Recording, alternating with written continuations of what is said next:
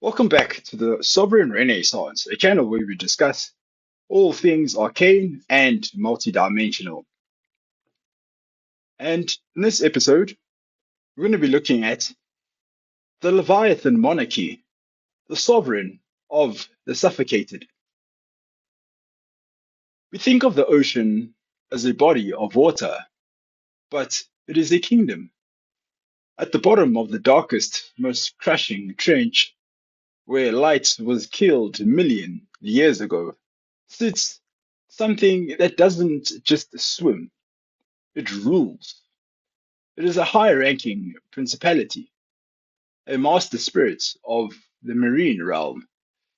And right now, it isn't waiting for you to come to the water. It is slowly drawing the water up to you. The terrifying thing about a marine principality isn't that it lives in the sea, it's that it operates exactly like the water it commands. It is silent, heavy, and completely invisible until you are you are already drowning in it. This is the master spirit of the deep, an ancient monarch that doesn't just attack your life. It slowly submerges your mind until your your every thought is suffocated by a pride you didn't even know you had. Within the context of marine kingdom demonology, the concept of a high-ranking water principality is deeply rooted in both global deliverance ministries and localized spiritual frameworks, particularly across parts of Africa, the Caribbean, and coastal regions. When Leviathan is described as the ruler or master spirit over the marine or water kingdom, it means it governs a highly organized underwater spiritual hierarchy. In Christian demonology and spiritual warfare frameworks, particularly within deliverance ministries and charismatic theology, Leviathan is considered a high ranking principality or a master spirit over the marine or water kingdom. Because it is a high ranking entity, it is really it really operates alone. It acts as a king over all the children of pride, according to Job chapter 41, verse 34, anchoring a massive network of lower level demonic entities or sub spirits. When people speak of lower entities or symptoms associated with a Leviathan stronghold, they generally group them into clusters based on how they manifest. The nature of the marine kingdom. In these spiritual warfare frameworks, the marine kingdom is viewed as a specific dimension of the dark spiritual realm located within oceans, rivers, and seas. Water is spiritually interpreted as an element of mystery, depth, and concealment. Because things underwater are hidden from the naked eye, the marine kingdom specializes in covert operations, things that are deeply buried, hidden, or operating under the surface of a person's life without their conscious awareness. How Leviathan operates as a regional ruler. As the ultimate monarch of this water realm, Leviathan acts as an overseer of several distinct spiritual operations. The vault of stolen blessings. In deliverance theology, the marine kingdom is often preached as a spiritual vault where the enemy attempts to sink, bury, or drown a person's destiny, finances, or marital breakthroughs. The Leviathan acts as a heavy gatekeeper guarding these submerged blessings. The seduction of morality.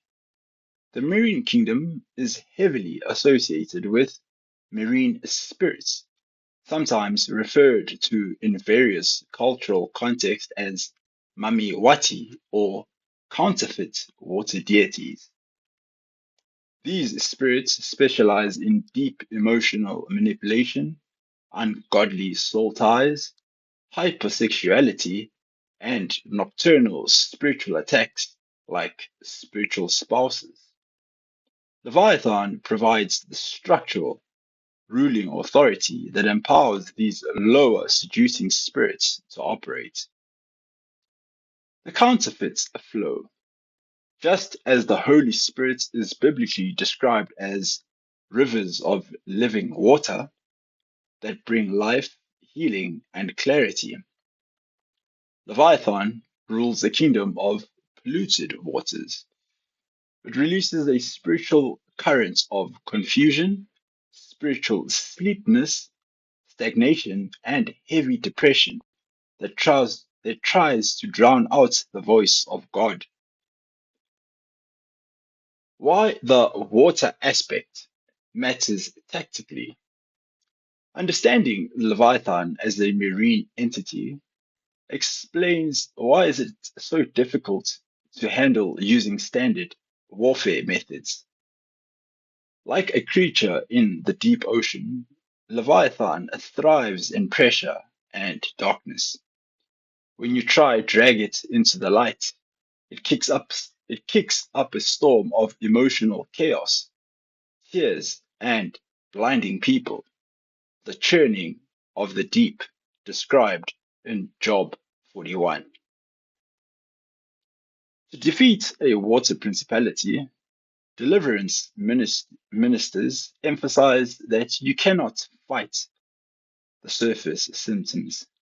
You have to dry up its legal water, the hidden undercurrents of secret sins, unholy covenants, and unyielding pride, so it no longer has a sea to swim in. Spirits of faulty communication and misunderstanding. Because Leviathan is biblically described as a twisting or crooked serpent, according to Isaiah chapter 27, verse 1, its primary ground level foot soldiers are spirits that twist truth. The spirits of Python or divination. This works closely with Leviathan to constrict spiritual life, twist words, and create a heavy atmosphere of spiritual suffocation. The spirits of misinterpretation or distortion. This causes a person to hear something entirely different from what was actually said, transforming an innocent comment into an insult. The spirits of lying and deception. Those this sows false narratives and gaslighting to protect the core stronghold of pride. Spirits of relational sabotage. Leviathan acts to isolate individuals by breaking covenants and destroying relationships through specific lower spirits. The spirit of offense causes a person to become hypersensitive, easily slighted, and highly defensive. The spirit of discord and strife. This constantly stirs the pot, creating arguments out of nothing to disrupt peace in homes, workplaces, or churches. And the spirits of accusation and gossip. This drives character assassination, backbiting, rumor mongering, and the constant pointing of fingers at others while deflecting self blame. Spirits of self-exaltation and mental blocks. As the king of pride, Leviathan employs lower entities to keep a person's mindset rigid and unteachable.